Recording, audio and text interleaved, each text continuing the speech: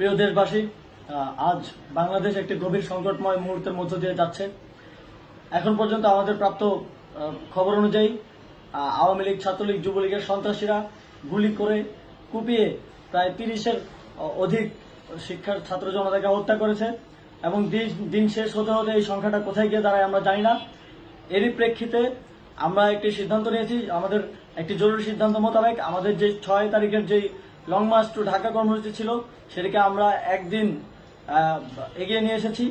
অর্থাৎ আগামীকাল 5ই অগস্ট সারা দেশের মুক্তিকামী জনতাকে ঢাকার উদ্দেশ্যে রওনা হওয়ার জন্য আমরা আহ্বান জানাচ্ছি। যারা পারবেন, যাদের পক্ষে সম্ভব হবে, আজ রাতেই আপনারা ঢাকার উদ্দেশ্যে রওনা হয়ে যান।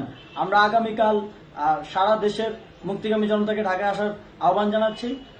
বিশেষ করে ঢাকার আশেপাশের যে জেলাগুলো আছে, আপনারা দায়িত্ব নিয়ে মসজিদের মাইকে ঘোষণা দিয়ে যাদেরকে পাবেন সবাইকে নিয়ে ঢাকার উদ্দেশ্যে রওনা হন।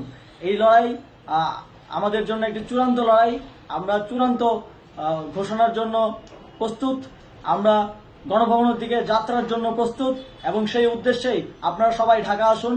আমরা আপনাদের সবাইকে নিয়ে আমাদের চূড়ান্ত দাবি আদায়ে এগিয়ে যাব। আমি জানি না সমন্বয়করা আজকে রাতে বেঁচে থাকতে পারবে কিনা, কিন্তু আপনাদের উপর আমরা এই দায়িত্ব দিচ্ছি। আপনারা সবাই নিজ দায়িত্বে ঢাকায় আসবেন আগামীকাল এবং পরশু পরিস্থিতি বিবেচনা করে পরশু গণভবনের দিকে 4 দিক থেকে আমরা রওনা হব। আমরা খুব আতঙ্কের সাথে লক্ষ্য করছি যে ছাত্রলীগ, যুবলীগ এবং আওয়ামী লীগের গুন্ডারা পুলিশের অস্ত্র দিয়ে পর্যন্ত সাধারণ জনগণের উপর হামলা করছে। কিন্তু একটি সুখের খবর হচ্ছে, সারা দেশের বিভিন্ন স্থানে সেনাবাহিনী ছাত্র জনতার পক্ষে দাঁড়িয়েছে। আবার কিছু কিছু জায়গায় যেমন মিরপুর ও মোহাম্মদপুরে সেনাবাহিনী ছাত্র জনতার বিপক্ষে দাঁড়িয়ে গুলি চালাচ্ছে। আমরা সেনাবাহিনীর প্রতি আহ্বান জানাতে চাই, আপনারা এদেশের নাগরিক এবং আপনারা এদেশের নিরাপত্তার দায়িত্বে আছেন, এদেশের জনগণের যানবাহনের নিরাপত্তার দায়িত্বে আছেন। আপনারা দেশের পক্ষে এবং দেশের জনগণের জন্য কাজ করবেন। কোনো খুনি সরকারের জন্য, কোনো খুনি রাজনৈতিক দলের জন্য কাজ করবেন না। এটি এদেশের জনগণ আপনাদের থেকে প্রত্যাশা করে।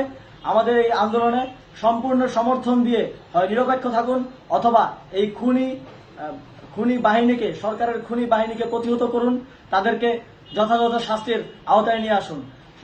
যেই কারফিউ সরকারের পক্ষ থেকে ঘোষণা করা হয়েছে, আমরা স্পষ্টভাবে বলতে চাই, সেনাবাহিনী এই ধরনের কোনো কারফিউ বাস্তবায়নের জন্য মাঠে না নামে। যদি মাঠে নামে তাহলে সেনাবাহিনী স্পষ্টভাবে অফিসিয়ালি জনতার বিরুদ্ধে দাঁড়াবে। আমরা চাই না সরকারের এই ষড়যন্ত্রে সেনাবাহিনী পা দিক। সেনাবাহিনীকে জনতার বিরুদ্ধে দাঁড়ানোর যে ষড়যন্ত্র সরকার রচনা করছে সেটিতে সেনাবাহিনী পা দিবে না, এই বিশ্বাস আমরা রাখতে চাই। আওয়ামী লীগ আজ সারা দেশে তাদের খুনি বাহিনীকে নামিয়ে দিয়েও ছাত্র জনতার প্রতিরোধের মুখে টিকতে পারেনি। রাজপথের পরাজিত শক্তি হিসেবে তারা সেনাবাহিনী সহ অন্যান্য বাহিনীকে আমাদের বিরুদ্ধে কাজে লাগানোর চেষ্টা করছে।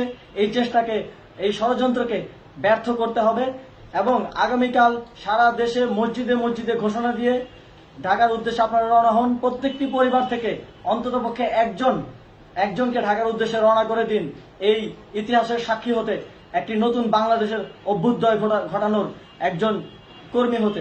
ধন্যবাদ সকলকে।